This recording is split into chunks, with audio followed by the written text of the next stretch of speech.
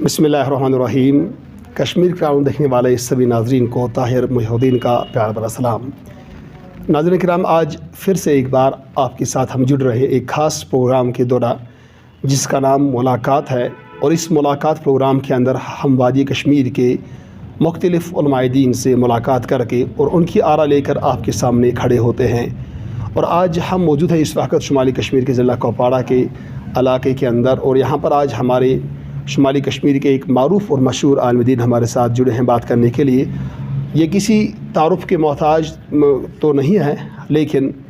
پھر بھی میں آپ کے سامنے اس کا تعارف رکھ لیتا ہوں۔ حضرت کا نام ہے مفتی نذیر احمد قاسمی صاحب۔ آئیے آج انہی کے ساتھ گفتگو کرتے ہیں اس خاص موضوع پر کہ اصلاحی معاشرے میں بحیثیت شہری ہم سب کی ذمہ داری کیا بنتی ہے، یا جو بھی ہم بحیثیت شہری اپنے اس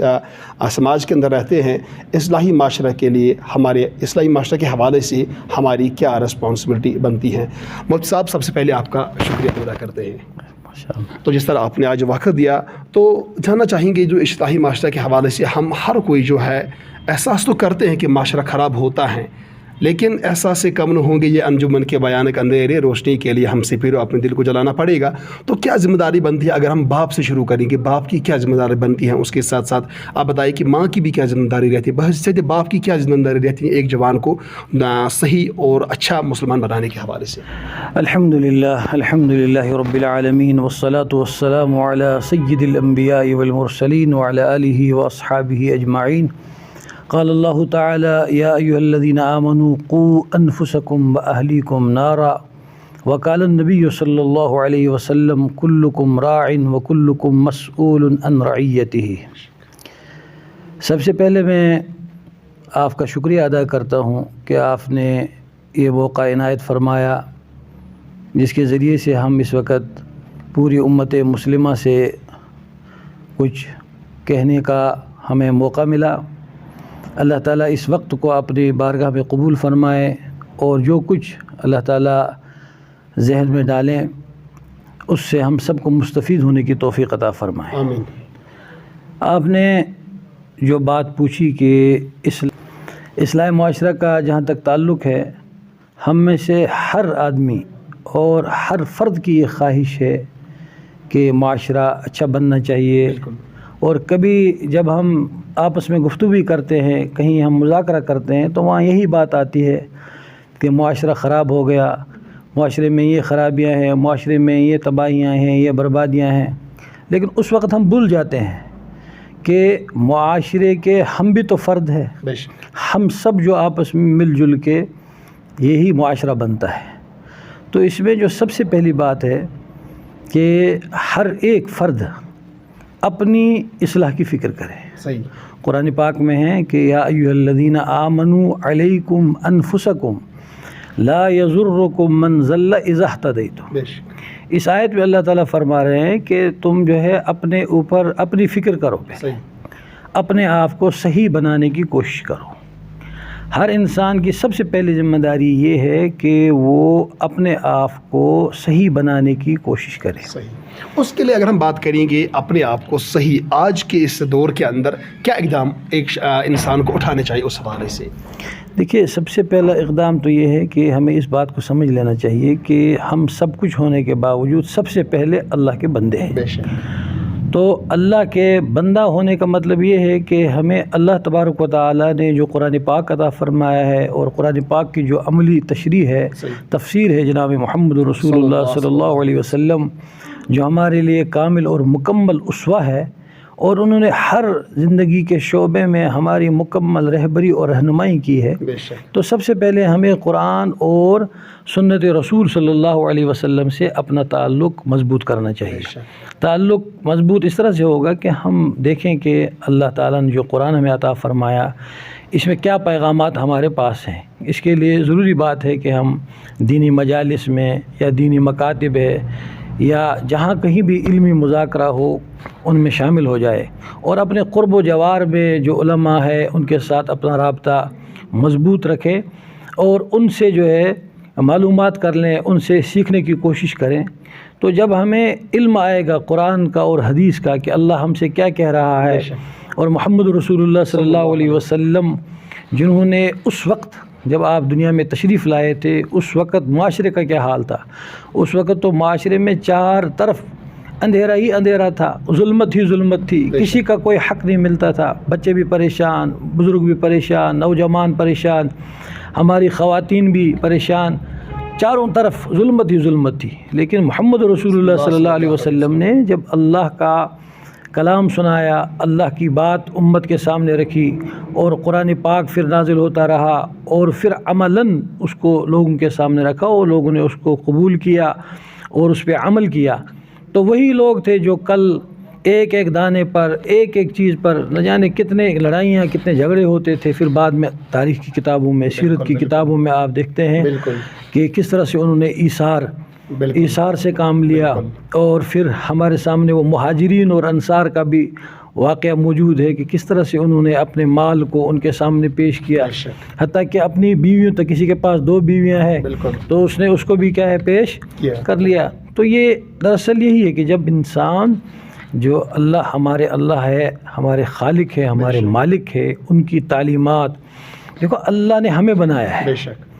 اللہ ہمارے پیدا کرنے والے، تو جو پیدا کرنے والا ہے وہی جانتا ہے کہ یہ انسان کن چیزوں سے صحیح رہ سکتا ہے اور کن چیزوں سے خراب ہو سکتا ہے۔ تو جہاں پر بات نکل کر یہ سامنے آتی ہے کہ ہمیں جو ہے قرآن اور اس کے ساتھ ساتھ اسوہ حسنہ یعنی سیرت رسول پاک ان کے قریب ہونا ہے۔ اگر ہم بحث ایک باپ کی ذمہ داری لیں گے، ایک باپ کی جو ہے مثال لیں گے، باپ کا کیا رول ہونا چاہیے گھر کے حوالے سے، بچوں کے حوالے سے؟ آج کل کی اگر بات کریں گے، آج کل بچے جو ہے اپنا وقت بالکل ضائع کرتے ہیں، جبکہ ان کے لیے مکاتب ایک بہت ہی بہترین ذریعہ ہے دین سیکھنے کا۔ تو اس حوالے سے باپ کی کیا ذمہ داری بنتی ہے کہ وہ اپنے بیوی کے ساتھ ساتھ اپنے بچوں کی بھی فکر کریں؟ دیکھیے، میں نے شروع میں یہ قرآن پاک کی آیت پڑھی کہ، اور مشہور معروف آیت ہے کہ اس میں اللہ تعالیٰ فرما رہے ہیں کہ ایمان والو اپنے آپ کو بچاؤ اور اپنے اہل و عیال کو جہنم کی اس آگ سے بچاؤ جس کا ایندھن جو ہے کل یہی لوگ ہوں گے۔ تو دیکھیے، والد جو ہے نا، والد کا درجہ تو بہت اونچا ہے، والدین کا۔ دیکھیے، اللہ کی توحید کے بعد اگر ہم دیکھتے ہیں کسی کا درجہ تو وہ والدین کا ہے۔ وَقَضَىٰ رَبُّكَ أَلَّا تَعْبُدُوا إِلَّا إِيَّاهُ وَبِالْوَالِدَيْنِ إِحْسَانًا۔ لیکن والدین کو بھی یہ بات سمجھنی چاہیے کہ یہ جو اولاد ہے، اولاد اللہ کی نعمتوں میں سے سب سے بڑی نعمت ہے، اور احادیث میں یہ آیا ہے کہ کوئی باپ جو ہے اپنے بچے کو بہترین تحفہ اس سے بڑھ کر نہیں دے سکتا ہے کہ وہ اس کو ایک ادب سکھلائے، اس کو وہ ایک اچھی بات سکھلائے۔ دیکھیے، اس وقت جو صورتحال ہوئی ہے کہ والدین تو پیسے کمانے کی مشین بن گئے ہیں، وہ بچوں کی ضروریات کا یقیناً بہت خیال رکھ رہے ہیں کہ وہ اسکولوں میں جائے، فیس ہے، کھیل ہے، کود ہے، اور ہر باپ چاہتا ہے کہ اس کی ہر خوشی اور ہر خواہش پوری ہو۔ لیکن جس چیز کی طرف ہماری توجہ نہیں ہونی چاہیے کہ یہ بچہ جو ہے ہمارا، یہ اللہ کی طرف سے ایک نعمت ہے، اللہ کا ایک احسان ہے، اللہ نے یہ بچہ ہمیں دیا ہے، تو اس بچے کو صحیح معنوں میں صحیح انسان بنانا اور صحیح معنوں میں اس کے اخلاق، اس کے عادات اور اس کے طور و طریق پر نظر رکھنا، اس کی طرف آج ہماری توجہ کم ہوتی جا رہی ہے۔ سب سے پہلے اگر ہم اسکول کی بات لیں گے، بچے ہمارے اسکول جاتے ہیں تو اسکول سے آنے کے بعد کتنے والدین ہیں جو دن بھر کی کارگزاری ان سے پوچھتے ہیں؟ کوئی بھی نہیں۔ پھر اس طرح آپ مجھے بتائیں کہ ہمارے بچے جو ہے جب چاہیں وہ باہر نکلتے ہیں، کھیلتے ہیں، کہاں گئے، کس کے ساتھ وہ اٹھ رہے ہیں، کس کے ساتھ بیٹھ رہے ہیں، اس پر کوئی نظر ہماری نہیں ہے۔ مجھے یاد ہے کہ ابھی زیادہ زمانہ بھی نہیں گزرا، ابھی جو ہے ہمارا یہ قریب کا زمانہ ہی ہے، تو گاؤں کے ماحول، بستیوں کے ماحول ایسے ہوا کرتے تھے کہ اگر کوئی بچہ کسی غلط راستے پر جاتا تو گاؤں کا جو بڑا ہوتا تھا یا جو اچھا آدمی ہوتا تھا تو وہ اس کو ڈانٹ ڈپٹ کرتا تھا۔ اب کے زمانے میں جہاں ہمارے اندر بہت ساری روحانی خرابیاں پیدا ہو گئی ہے، ہمارے اندر بہت سارے امراض پیدا ہو گئے ہیں، ان میں اب یہ سلسلہ ہی ختم ہوتا جا رہا۔ بلکہ اب تو میں آپ کو ایک تعجب خیز بات بتاؤں کہ اب کا زمانہ یہ ہے کہ سب کی بات تو نہیں کریں گے، لیکن اکثر یہی ہو رہا ہے کہ اگر کوئی کسی غلط کام میں لگ جاتا ہے یا کسی غلط طریقے پر لگ جاتا ہے تو دوسرے جو ہے وہ خوش ہو جاتے ہیں اس پر۔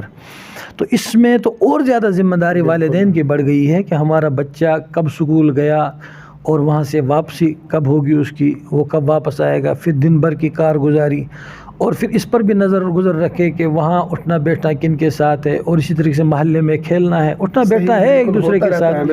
لیکن وہاں بھی پوری نظر رکھے کہاں گیا، کس کے ساتھ اٹھتا ہے، کس کے ساتھ بیٹھتا ہے، اس پر پوری توجہ کرے۔ تو ہم یہ کہیں گے یہاں پر، چونکہ اگر ہم معاشرے کو ایک وقت بگڑتی صورتحال کو دیکھیں گے تو اس میں کہیں نہ کہیں باپ بھی ذمہ دار ہوتا ہے، کیونکہ جس طرح سے باپ کی جو ذمہ داری ہے، جس طرح آپ نے جو ابھی فرمایا، تو مجھے لگتا ہے کہ ناظرین جو اس طریقے سے باپ جو اپنی ذمہ داریاں ادا نہیں کرتے ہیں، تو کیا گزارش رہے گی آپ کی والدین سے، جتنے بھی اس وقت ہمارے ناظرین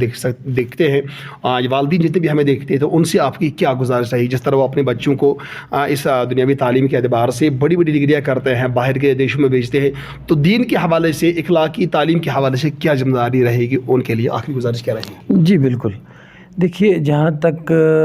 تعلیم کا مسئلہ ہے، دیکھو تعلیم کوئی بھی ہو اور کسی طرح کی بھی ہو اور اعلیٰ سے اعلیٰ ہو، اس میں تو بہرحال اسلام بالکل روکتا نہیں ہے۔ صحیح بات ہے۔ اسلام تو بلکہ اپنے آغاز سے ہی جو ہے اس کی تعلیم دے رہا ہے کہ ہمیں پڑھنا چاہیے، اور یہ جو علم ہم پڑھیں گے یہ تو کائنات کے جو قدرتی جو پوشیدہ خزانے ہیں اور اللہ کی بنائی ہوئی دنیا ہے، اس پر سے پردہ اٹھانے کا ایک کیا ہے، ایک محنت ہے، ایک کوشش ہے، اس میں تو کوئی حرج نہیں ہے۔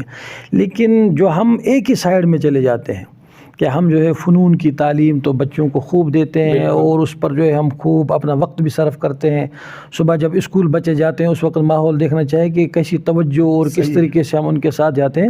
اس میں جو ہے ہم تھوڑا سا وقت یہ نکالیں ضرور صبح اور شام کا، جو ہمارے مکاتب ہیں، صحیح بات ہے، مساجد کے ساتھ جو جڑے ہوئے مکاتب ہیں، تو ان مکاتب میں بھی باضابطہ اپنے بچوں کو بھیجیں، اور وہاں بھی یہ دیکھیں کہ جو مدرس پڑھا رہا ہے صحیح معنوں میں وہ قرآن پاک کا صحیح پڑھانے والا ہو، اور عقائد اور ایمانیات اور دیگر جو احکام ہیں، ادب کی جو تعلیم ہے، اخلاق کی تعلیم ہے، وہ باضابطہ طور سے وہاں پر۔ اس وقت مجھے جو لگ رہا ہے کہ اس وقت ہمارے معاشرے میں سب سے بڑی ضرورت ہے مکاتب کی۔ اگر ہم مکاتب کو قابو کریں گے تو صبح 1 گھنٹہ اگر بچہ ہمارے ساتھ رہتا ہے، مکاتب میں رہتا ہے، اچھے ماحول میں رہتا ہے، تو انشاءاللہ پھر وہ دن میں اسکول میں جائے، کہیں بھی جائے۔ بلکہ میں آپ کو ایک بات بتاؤں، بہت سارے بچے ہیں جو الحمدللہ مطلب تھوڑا ہمارا بھی مکتب کے ساتھ مطلب تھوڑا رہا ہے رابطہ، تو بہت سارے بچے ہمارے پاس سے بھی پڑھ کے گئے، الحمدللہ اس وقت وہ بڑے بڑے عہدوں پہ ہیں، اور بعض تو مطلب بعض باہر ملکوں میں بھی ہے۔ تو جب بھی ان سے بات ہوتی ہے تو وہ اس چیز کو محسوس کرتے ہیں کہ ہم تو بہت آگے گئے، لیکن وہ جو تربیت اور جو وہ ماحول مکتب کا وہ اب بھی ہمیں نظر آ رہا ہے۔ کبھی ہم جہاز میں چلتے ہوتے ہیں تو اس وقت بھی اللہ تعالیٰ کا خالق مالک اور پھر اللہ کی قدرتیں، یہ ساری چیزیں ہمارے سامنے، اور دور رہ کر بھی ہمیں یہ احساس ہوتا ہے کہ ہمیں ٹھیک ہے ہم کتنی اونچائیوں پر جائیں، مگر کہیں ہم اپنے خالق اور اپنے مالک کو جو ہے ناراض کرنے والے نہیں بننے چاہیے۔ اور وہ چیز جو ہمیں مکتب میں ملی ہے وہ اس وقت بھی ہمیں، تو اس میں ایک گزارش رہے گی کہ عام طور جو ہمارا تجربہ ہے مکتبوں میں، تو بچے مکتب میں آتے ہیں تو ان کو گھر سے ہی ایسا ذہن بنایا گیا ہے کہ بس جاؤ مولوی صاحب سے تعلیم لے لو، اور تعلیم لینے کے بعد فوراً آپ کو ٹیوشن جانا ہے۔ ہم منع نہیں کرتے ہیں، ہم کہتے ہیں کہ ٹھیک ہے وہ ٹیوشن پر بھی جائیں، پڑھیں بھی، خوب پڑھیں، مگر جو ہمارا مطلب اہمیت جو ہے نا ہمیں گھر سے دینی چاہیے۔ اس کی اہمیت کیا ہے؟ اس کی اہمیت کیا ہے؟ قرآن جو ہے یہ اللہ کی کتاب ہے۔ دیکھو قرآن پاک کی تلاوت کا حق کب ادا ہوگا؟ جب ہم جو ہے اس کو اسی طرح سے پڑھیں جیسے اللہ تعالیٰ نے اس قرآن کو محمد رسول اللہ صلی اللہ علیہ وسلم پر نازل کیا ہے۔ اس وقت ہم تعلیم میں اور دیگر چیزوں میں کتنے آگے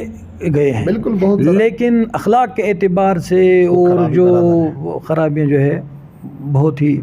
زیادہ ہیں۔ آئے دن آپ کو زیادہ ہم سے معلوم ہے کہ کتنی چیزیں ایسی آتی ہے کہ جو کبھی ہمارے آنکھوں نے نہ دیکھی اور نہ کانوں نے سنی تھی۔ تو اس کی بنیادی وجہ یہ ہے کہ ہم صرف ایک ہی لائن کو پکڑے ہوئے ہیں، اور جو اصل چیز ہے، جو بچے کے بننے کا جو اصل جوہر معیار ہے، وہ ہے قرآن کے ساتھ اس کو وابستہ کرنا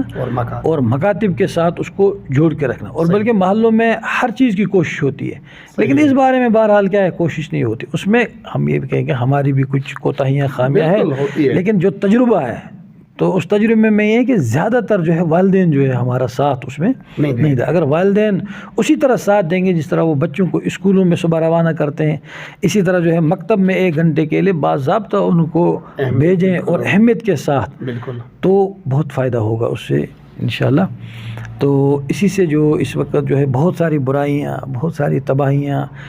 मतलब कोई ضابطہ ہی نہیں ہے زندگی کا، بالکل ایسے دوڑ رہے لوگ، ایسے دوڑ رہے ہیں، کہاں جائیں گے آگے یہ کچھ پتہ نہیں ہے۔ تو وہ ایک ہدف لے کر جو اللہ تعالیٰ نے ہمیں دنیا میں بھیجا تھا، تو لگتا ہے کہ ہم جو ہے ایسی مطلب کشتی میں سوار ہو گئے ہیں کہ جس کو کوئی کنارہ نہیں ہے۔ اگر ہمیں اس کشتی کا کنارہ لینا ہے